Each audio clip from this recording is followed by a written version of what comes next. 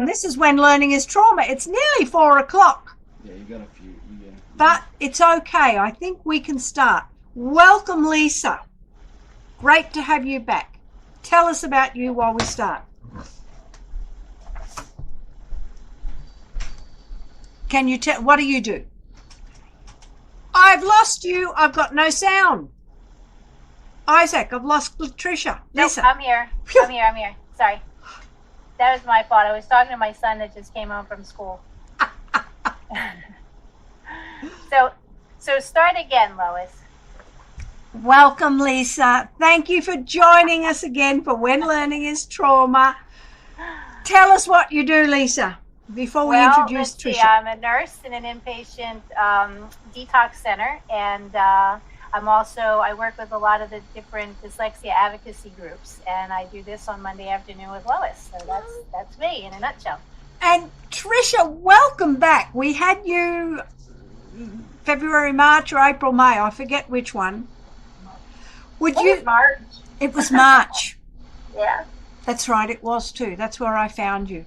And Tricia has interests focus on alternative and holistic education, such as explicit instruction, neurodiversity, literacy tutoring, learning difference, and positive mindset and learning environments. She presents an alternative perspective, as she definitely has a divergent mind. Tricia feels like a wise and revolutionary educator who listens to the child by following their needs. She believes in Maria Montessori. I'm struggling with speech today. Okay. Maria Montessori's observations of trusting the universe along with the child. If we love and trust our children, this becomes their inner thoughts, ideals, feeling, intent, dreams, and purpose. Thank you for joining us again, Tricia. And today we're here talking about shame and anger. But welcome first up. Thank you for having me. Tell us about how you came to realize the power of shame and anger. Okay. So, when I was working on my master's as a reading specialist, so ironic, right? Somebody with dyslexia wanting to be a reading specialist. God had his inner purpose for that, and I would have only laughed if you would have told me that. But so I went and I was going through the reading specialist certification, and I noticed that I was actually starting to pick up my fluency and start to comprehend better. So I only could attribute to the amount of this being early in our 2000s, the year 2000. So that I thought they were just bombarding us with graphic organized. And prior to that, I was very interested in using webs, but I just hadn't been exposed to how to use them properly and everything else. And this were so many more, and they're more graphic, more colorful. So, it makes sense that retrained my brain to learn, because I've learned all about the brain and dyslexia, and knowing that my gift is strong evaluative skills, and that's literally my logic, is using evaluation. And that is looking at color, shape, size, dimension of everything I see and finding patterns in it, as well as what people don't think about, chant, rhyme, meter, and pattern also. So anyway, with that being said, with my strong evaluative skills, it retrained my brain to learn, and I could take that whole picture that I've always been good at and then have this tool to detail it and break it down so much to bring it back to the whole, which I already knew. Talking about being whole part whole, the mind map is the way to go with that. So I was getting excited. It was always a struggle, even up until then, that this empowered me by learning the skill of mind maps. But I was like, why am I still not proud of myself? Why am I still insecure? Why am I still having these problems? I got what I've always wanted. So I was going through a deep, dark night of the soul type moment coinciding with this time. And I said, first word that came up to me is abandonment. And this is something a so early 40s person will do is evaluate their life. And so I was like, abandonment? What does that mean? I don't know what that means. My parents are wonderful. So what I boiled down to, I feel like it was, also with dyslexia, we care immensely for people, animals, and nature, and that we have a lot of shame. We're very people-pleasing. So I looked up to teachers as role models. I mean, not only just teachers, just people in authority in general. And they let me down, you know. They, by being so angry with me. They were literally angry with me. Now I realize that I was hurting their ego at this time. But it's not their fault. They didn't know how to teach people with dyslexia in the 80s. They did not know. But what it was hurting their ego. And so I had teachers yell at me. I was right next to their desk. Kids picked up on this. They were awful to me. I had one child pull out my chair right when I was about to sit down. Like, they were picking up on that energy of that teacher being so angry with me and frustrated with me. And I'm not saying it was every teacher, because it wasn't. There's a few that stick out to my mind. But even then, they weren't, educated back then on how to help people with dyslexia. So anyway, the abandonment came the word strength. I was like, okay. I've always felt like I could be stronger and sticking up for myself. It didn't make too much sense. And then the word anger came up. Remember what I said, people with dyslexia, we care so much about people, animals, and nature. I never would be an angry person. I'm not angry. I don't get angry. Well, I didn't get angry, but I had regressive anger that I would hold inside myself, and that turned to shame. So when it came up to being anger and strength, I was contemplating and thinking about and praying for an answer. What does this mean? What it ends up is I needed more strength to look at this anger that I had suppressed so long inside of me. Yeah. So I literally had to go back to those, put myself back into those moments, where I must have held in the anger in the classroom, and then I through that anger, then it came to time to look at the shame. That was the hardest part. Shame includes a lot of shutdown, a lot of introvertedness, a lot of things of, I'm very adventurous. People with dyslexia were very adventurous, but then our environment created us to not be so. So where it wasn't easy to look at the shame and then venture out and looking at that. But I'm so much more confident because I have empathy now. That was the third word that came up, was empathy. And it wasn't, of course, leading to empathy towards others. It was leading towards myself. Yeah. So, so a lot of work I had done on this anger and shame. And then it came to much deeper into hatred and grief. Because as an adult, if that anger and shame isn't looked at, it can go into those. And what I found out with hatred, you need compassion. I'm not saying it right. Courage. And for hatred, you need compassion. So as I look at the hatred that I've worked out, and then the grief, I'm so much a happier person. I'm so much at peace. People don't trigger that. I don't feel insecure. Like, I'll still do my dyslexic characteristics, and some of the executive functioning things that I have, along with having slow speed processing. I still have those things come out, but when people say, "What'd you say?" again, or something like that, it doesn't trigger me. It doesn't make me feel bad about myself anymore. Because at some point, I also realized all of that had to happen in my life to get me where I am today. Yeah. If I didn't have it, I wouldn't be able to help the students the way that I need to, which I feel is part of my larger purpose in this whole thing. So am I glad that all happened, that the teachers were awful to me, that, sibling, he wasn't so nice. So, and then all of the learning struggles itself, yes, I'm very happy it happened because it helped me to grow. I couldn't have grown otherwise, there's no doubt.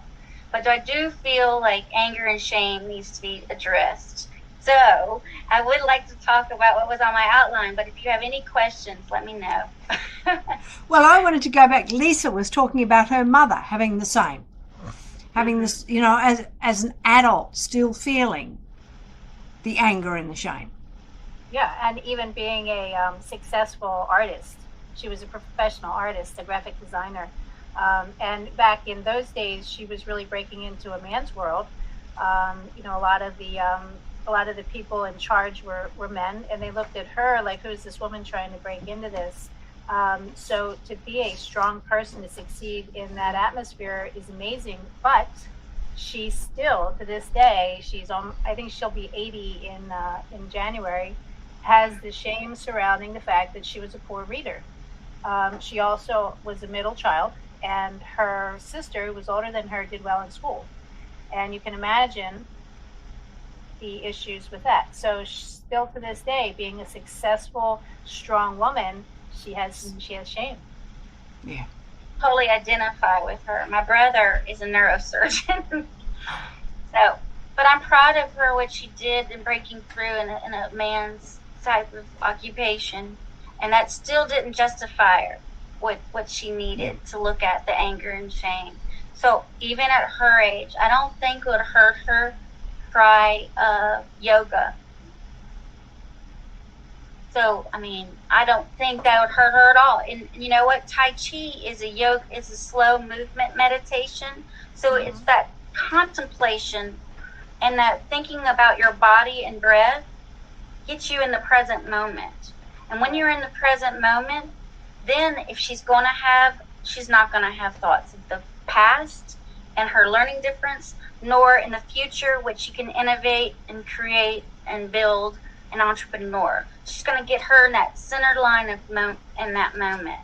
And so if she happens to want to work on it still, Tai Chi and Qigong, I think I'm saying it right, they get her again in that present moment of body and breath that she needs. And then there's regular meditations. The mountain meditation is one of my favorites of all times. And the 61 points of light meditation.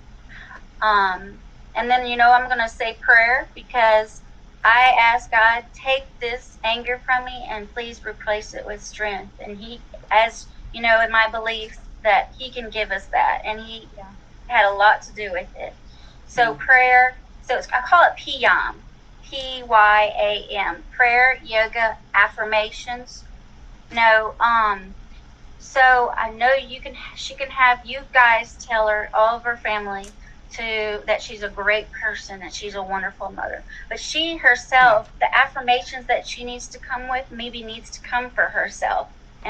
Because her body and her mind, her spirit will tell her what she needs most. Mine was, at first, I am smart, I can do this, I am loved. I had that one forever. But then my mind and my body, everything knew I didn't need that one anymore. And it's no fear, only love. But her setting her own affirmations, and y'all, if you can help affirm those to her, that still helps. I don't care how old you are, as long as you're living. And then the last one is, the meditation that I was talking about. So, she's got to be willing to look at it, though. If you're not willing, then it's not going to work. And the shame. Yeah. I think the trick is to try to, and one of the reasons we do all this is to stop all this before it happens, so that these children don't have to wait until they're 80 to try to figure out how worthy they are. Yes. That's right. That's a little bit of my anger coming out there in a respectful type of way. I think you're right, Lisa, because I think of not my son so much, but my first student, who was 13 when he came to me. And he's 6 foot at the time, and his shoulders were rounded. He was hunched. He was at the time, I think, flat out even looking at me, let alone wanting to attend a lesson. And the thought process was, no one else has been able to do it. Why does she think she can? She doesn't know how bad I am or how tough I'm going to be to teach. She doesn't know that. No one's been able to do it. So why will she make a difference? My son mentioned that when we interviewed him, and he used the word hopeless. Yes. That's why I think dyslexic teachers like myself are so important, because we can connect with them and understand what it is like for them. Yeah. And I do tell them, I understand. I've been there. I've done that. So let me tell y'all what I do. So when I got more Orton Gillingham certification, I was your everyday tutor, where I was, the parent was watching, and I had 30 minutes to make sure they get their money's worth and everything. I keep on tutoring, and, literacy was my number one goal. Can they read, write, and speak well? Yeah. And I started to feel a little guilty about that. Like, I don't feel like I was meeting their whole needs. I'm a Montessorian also. So why would that matter? If I'm in the classroom being a Montessori teacher versus being a tutor, why can't I stop and meet those needs? So I've developed my program, my Elbert, to go along to look at and be sensitive to the trauma that could be occurring or creating or what they're going through already with anger and shame. I have most of my students that are 7 and above that already have on my checklist that I give out anger marked. Now, if anger's working for them, they'll stay in anger. But if not, or if they're not in a safe place for their anger, they'll go to shame. Shame is much harder to address. It's that shutdown. It's that insensitivity, the wanting to not feel what they're learning, not have feeling or emotion related to their learning, where that's the number one thing is having feeling, and that leads to your motivation for learning. So that insensitivity is shut down. So I have never had a checklist not marked, and I've done it on 65 kids. So I've added that to my program. Another thing I've added is a gifts and strengths checklist, just because that can never be lost, that we can't take those strengths to help in the weaker areas. We know where their strength's going to be. It's going to be in visual spatial reasoning.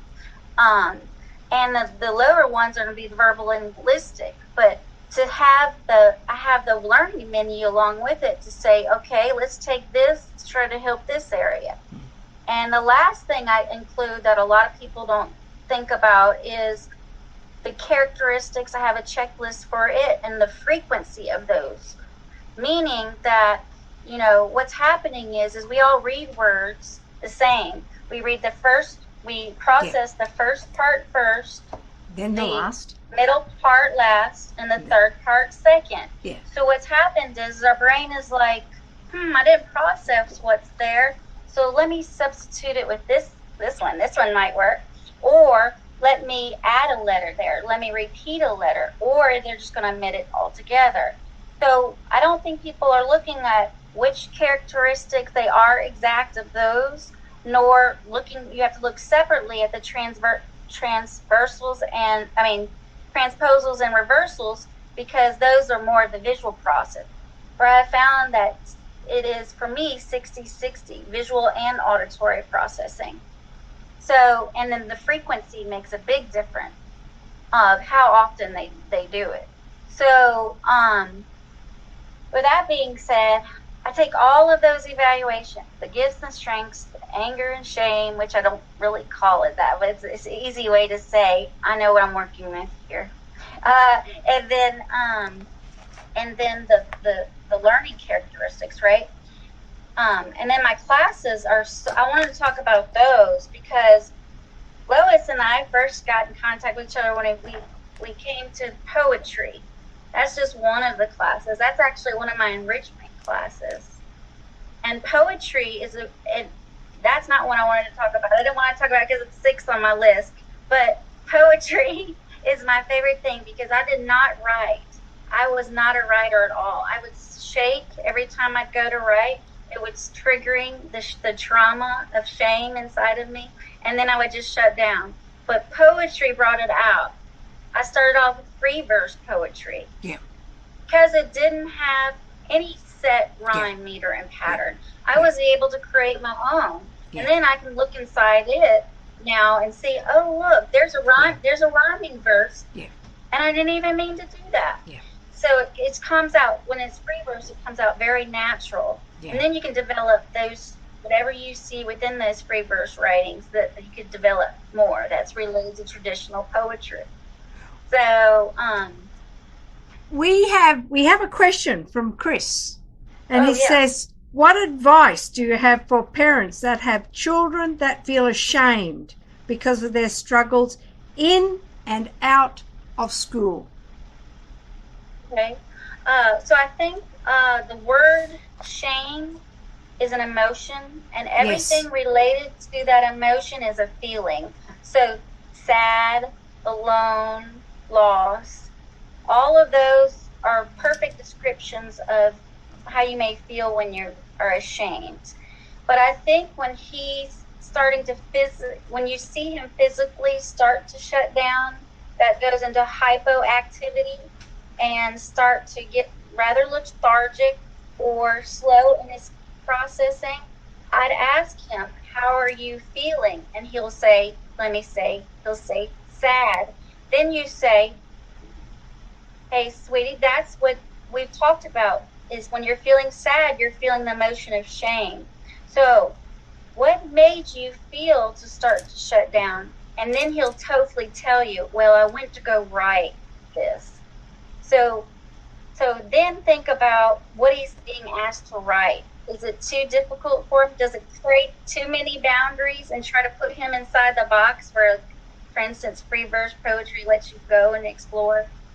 So again, he would hopefully be very familiar of that word shame, so he knows for the rest of his life he can have empathy for himself because you've talked to him. When you're feeling shame, think about empathy. That's caring for yourself. And how can you go care for yourself? Well, when you start to feel shut down, why don't you do the yoga movements that we do? Crossing the midline. Think about the ones that take you over the body. He wants you to go do that. Maybe he won't do that. Give him what's your affirmation? Mine was, I am smart, I can do this, I'm loved. Take him through those, and you're not going to be able to take his shame for him, but you can give him those tools from now for a long time. I would Google some other things. That's a good suggestion. Google other things of dealing with shame, particularly as an adult. Yes. I mean, there's so much information available. We've got to use it. That's a good one. Google it. That's right. Google shame. Yes. Chris, does that answer your question? He might answer or might not. Oh, yeah. You've said so much in all of that, but you're right. It's an emotion, isn't it? So how are you feeling, and how does it impact your body, and how does it impact the brain? And you're starting to give words to what they're actually physically doing, not just letting it go. That's right. It's hypoactivity and hyposensitivity. Yeah. So and hypo means less than, lower than. They might be you feel less than. That's what I was going to bring up, the point of, I feel like I was naturally kind of extroverted, but it forced me to be introverted, and that was part of the shame, where I'm seeing my extrovertedness come out more and more. I mean, I'm speaking to you guys, and I'm actually speaking well. I'm not stumbling over my words. I'm not having problems with word recall. That's all because I've worked out the shame. Yeah. So really, I come into the being who I actually am. am very extrovert. I want to talk to people. I want to connect with people. I wish there was a way in school to have a program where not only are you educating the children in what they need to know academically, but also to educate not only the kids, but the parents and the teachers to understand all of this. As a parent, I didn't understand that I was uncomfortable when somebody else was angry. And this goes back to Hillary Jacobs Hendel's book, It's Not Always Depression. And she talks a lot about the things that you're saying, Tricia, as well. Yeah. And I didn't realize that I was, as a parent, uncomfortable with anger. So when someone else was angry, I was uncomfortable with that. And a lot of these kids, they are walking around angry, sad, fearful, and they have no safe person to work this through.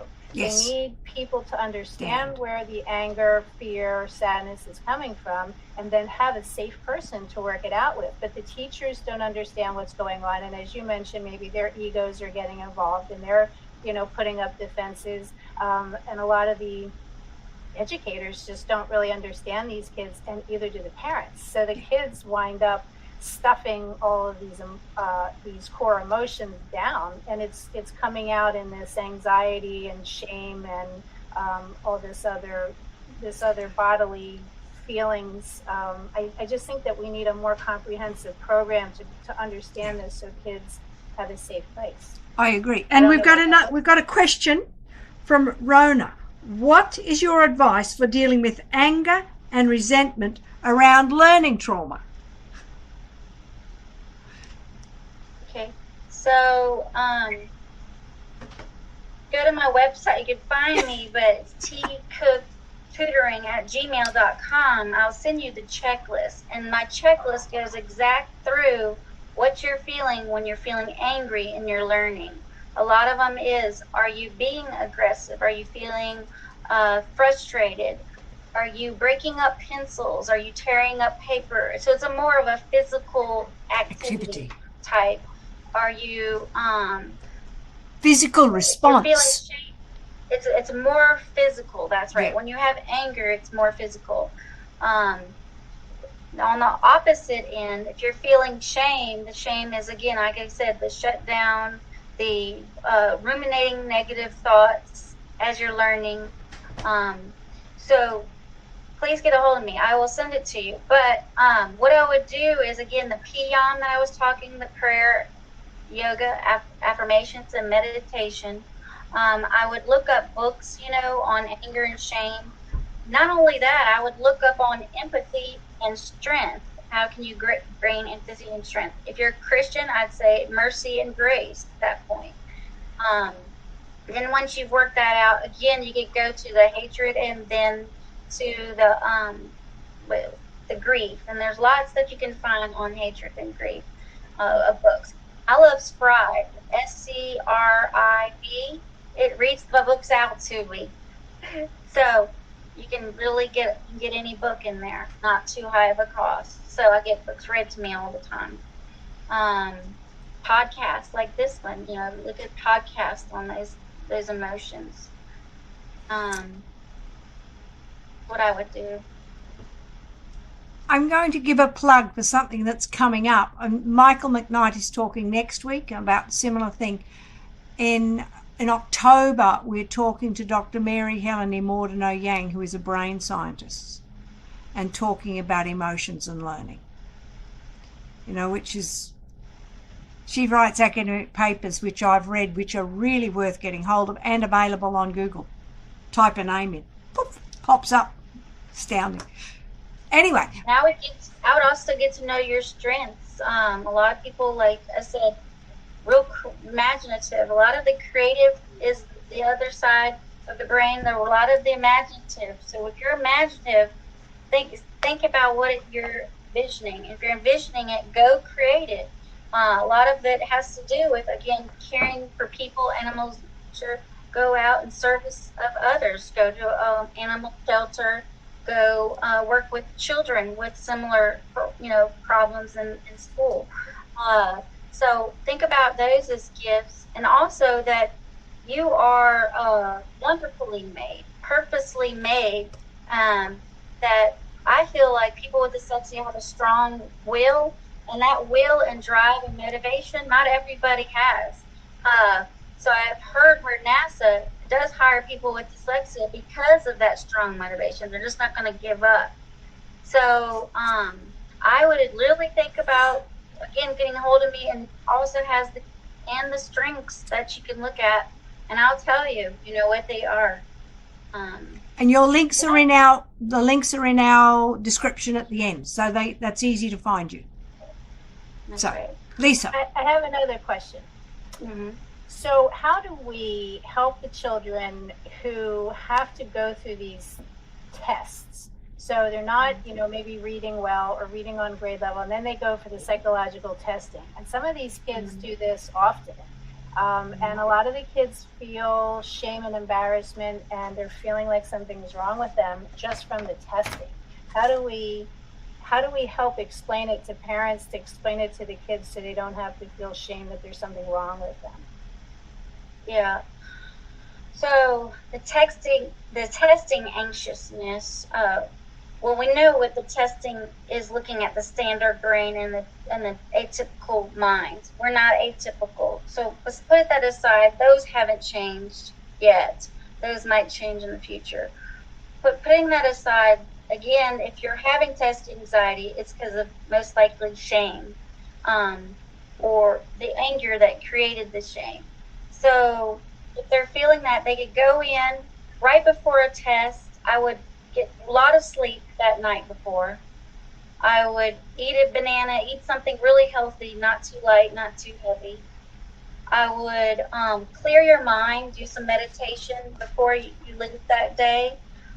Just a 5-minute quick one maybe. And I would go through them envisioning what it looks like taking the test. And then you said it's about how you're feeling first. If they're starting to feel their heart race, that's usually the anger trigger. They're feeling their heart race, or breathing heavy, or you can't feel sweaty palms, but if you feel the sweaty palms, the neck starts to get stiff, that's more shame. That they could start some breathing exercise that y'all had practiced when you envisioned what would happen if you felt those. And a good one they could do is this. Go through the fingers, breathing in and out each finger. And then say the affirmations. I'm smart, I can do this, I'm loved, let's say that one. And then get on with the test. But I would not try to push through the test without getting calm first. Yes. Because calm is key Yes. for equanimity and balance and all those things need naturally that are going to keep Yes. you feeling peaceful and alert and aware. And so another one they could do is, breathing in and out like this. But I would not continue on because it's going to get worse and worse and worse. But they have to practice these. But what would you say to the parents to tell the children when they have to go for the psychological testing that a lot of their friends don't have to do? So in other words, yeah, and so those were great. That sounded more like for when they're taking tests in school, which is terrific advice. But how about when they're getting called into the school psychologist office to be evaluated? How do you help parents help the children not feel so unusual, is what I'm asking. So empowerment and embracing your differences, so that not everybody has to go to the psychometrist or psychologist or neuropsychologist. I don't know who they're going to be seeing that day. Not everybody does, but let's embrace the difference in the fact that you may have a learning difference. Now I call it learning difference. I do too. Now then again, I'll call it neurodifference. It's an umbrella for it all. It's just a nicer way to saying it. Yeah. So I just like to say it like that. You may have a learning difference. But what have we talked about with learning differences? There are going to be things that you can do that others can't. And that your strengths are blah, blah, blah, with matching with blah, all the things that, that anger, my gift and strength checklist can say to them. And when you get out of there, I want you to know I'm going to be proud of you, no matter if you you feel like you didn't do well or you did think it well. I'm proud of you no matter how it went in there. Because they want to be reassured, because most of the time they just want to please the adult, you know? Yeah. So I just prepare them by encouraging them and learning about how wonderful strengths we from our differences. I'm thinking about my sons and going through school, and when I think about my second one in particular, he says I wasn't good at anything in third grade. So encourage children to realize that life isn't a race. And you're not going to be at the top. You might not, and that's not so important. So when do we want to, we want kids to feel strengths all the way through, which is important. But when do we want them to really excel in school or do better? And it's towards the end. I found, like, again, we do better in most things that are an application. Yes. So that thing about, I was saying with the adult that may feel it, anger and shame to go out and give service by going to the animal clinic, the students can do that too, and they're taking their strength to go work at it, and they're getting empowered by it. But not only do we have a strength for caring for people and being more sensitive towards others, we're constantly evaluating what does their face look like? Are they look sad at me right now? What is their voice sounding like? So when they go and they leave that place, people are like, thank you for coming. Thank you for serving today. So they're in service to others. They're taking their strength and in service of, and that's empowering them daily. Mm. That's fantastic. Yeah. Yeah. So you give from where you didn't feel before, that you're just feeling bad about yourself. You're giving back to others. Like, it's giving you twofold. And as you talk about this, I think what I'm seeing a lot on Facebook is maybe we should rethink about lesser grades and think more about sitting with the child who's isolated. So it's not only dealing with the child who's neurodiverse, but giving skills to the other students to include other children in the classroom. Right. So I'm a coach for it, and I have it going on in the classroom right now. And she was doing brain breaks before. Now she knows more of the purpose for them. But not only that, she is doing what we're saying. I've showed her to observe the child when you can see that they're tapping, when you can see that they're starting to stutter, when you can see that slow processing speed is happening and you're having to repeat directions or repeat things, that stop there. I said, it might be one-on-one with that child. It might be with a small group. It may be in the whole group, because you've created a community where one person's feeling unsafe. We're going to work it out. We're all going to feel safe. And so then they stop feeling ashamed for having it happen, because it's just part of their culture that they stop and they do breathing exercises and talk about, like I said, the emotion behind what they're feeling. Yeah, which is... So she said that she's been in school for 4 days and she's already seeing a different culture in her classroom, because they can pick up when another child is not feeling safe and shutting down, and they're seeing how's the teacher interacting with that child at that time. If they're ignoring them, they're not being asked probably questions. And if they're not being asked questions, then I can get out of this too.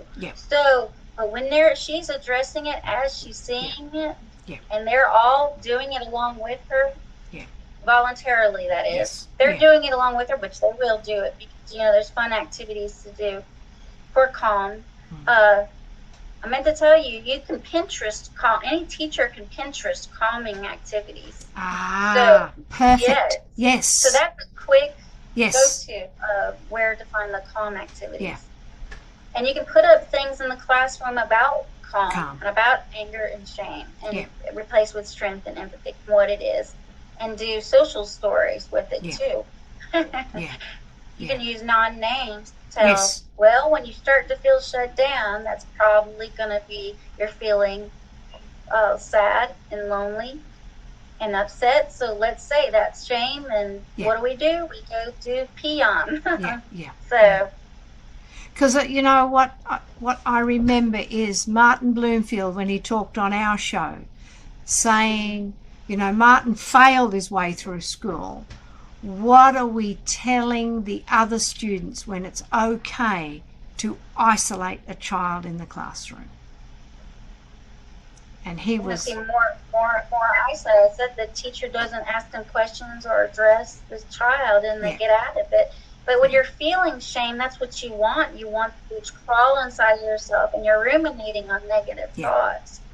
But, like I said, if you talk about affirmations, Yeah. as soon as you're aware of that negative thought, you stop it with a positive one of I am strength. Yeah. There's another one. I just brought it out of my head right there. And what I'm hearing from you is that you are creating a classroom of empathy and understanding through creating calm in the classroom. And acknowledging that, not acknowledging that not everyone's going to be learning at the same rate, but there are things that we can all do to share the experience of the classroom being positive. I think we also can't ignore on the other side of this are the teachers caught up in this system, because the kids are feeling anxious and those types of feelings, but so are the teachers, because there's so much being asked of them. And as Lois said, we put such a value on grades, and the teachers are feeling this. They don't have time to be also managing feelings because they don't have time to do anything. It's all about the grades, and they got rid of a gym class in a lot of different places because they've got to hammer these skills, and the whole system needs like an overhaul. And maybe COVID's going to be the thing that helps. Maybe everybody's feeling stressed to the point now that they're going to take this more seriously and slow down and reevaluate. A lot of it, I guess it was the early 90s where conscious and positive discipline came out. Yeah. So now we're taking the SEL component a lot further within the last 3 years. So it's really even right before COVID, I've seen for teachers. But I don't see them attending those classes that much. But the ones that are doing it, their classroom, the kids are happier learning. Yeah. Being calm makes for happier learning. Yeah. And being a happy learner, you can learn anything. You can use those strengths along with what I said. So the other teachers modeling. So over the last 3 years, I think we are getting a little bit better. Yeah. But it brought me to the point to tell you when the teachers are anxious, they're practicing calm with the kids so much that they start to see their heart rate go down. Their inner thoughts are, my principal's going to come in. She's going to be expecting me to do well. All those negative thoughts about what's they're being put onto them will start to dissipate, because that's what it does. You're rewiring your brain for positive thinking. Yes. And so once those are used more, then they'll start to occur more in their life, and they'll feel less pressure. So speaking of which, where we are using my Albert in the classroom, the teacher doesn't have lesson plans that are going to be pushing it. She's got my Albert system outline for scope and sequence. That's what's there, and the checklist. But what it is she's doing reflective meditation and journaling on how did her day go. What should I do? What did I feel? What should be different?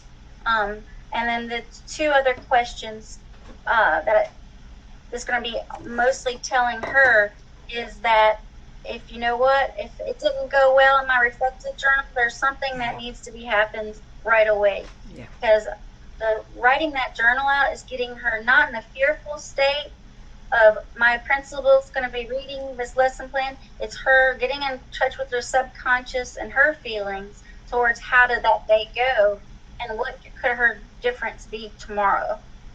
So it's really getting her in touch with herself too. Yes. So we know it all trickles down from the higher level. So the children are as good as she is, how she's doing in her mental state, and then how she's doing is based on her principal, and then so on and so forth. So we get these higher up people to start to calm, get in touch with how they're feeling, and journaling. Then they would, it all trickle down to be better for the student, and that's the goal, is for the student. To the students. I have Google's telling me we've got 7 minutes left, so I don't want to rush it at the end. But I do want to say, where can we find you, Tricia? Where can people find you?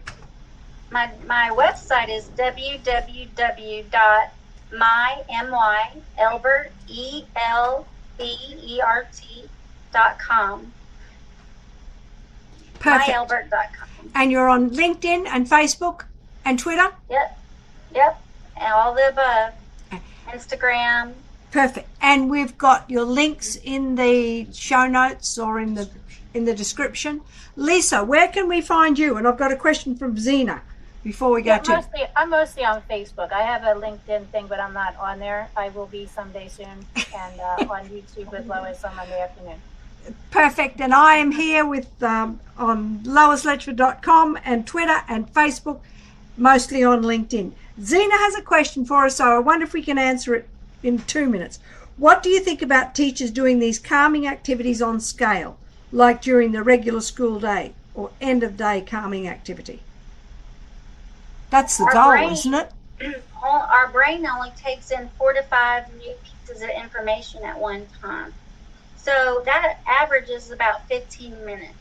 So you should do every 15 minutes here and there, so to say, a 3-minute calm or brain balance activity to get their mind re-going and reset for new information.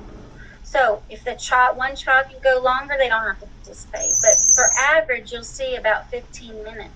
Yeah.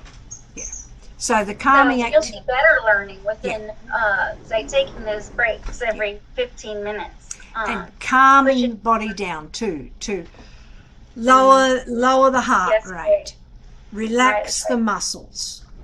Yeah, and so it's not just for the kids that are feeling hyperactive, those hypersensitive students. It's also for the ones that are hypoactive and the hyposensitivity, because they have to reawaken and realign. So they're not in shutdown. So what the teacher can see mostly is what that they can physically see in front of them. The child getting hyper and things like that. But what about the child who's de-escalate, that needs to be escalated? Yes. It's the same thing. If the child is overloaded, what about the child that's underloaded? And opting out. That's a good point. Yeah. Yeah. Well, thank you very much, Tricia. Thank you for joining us.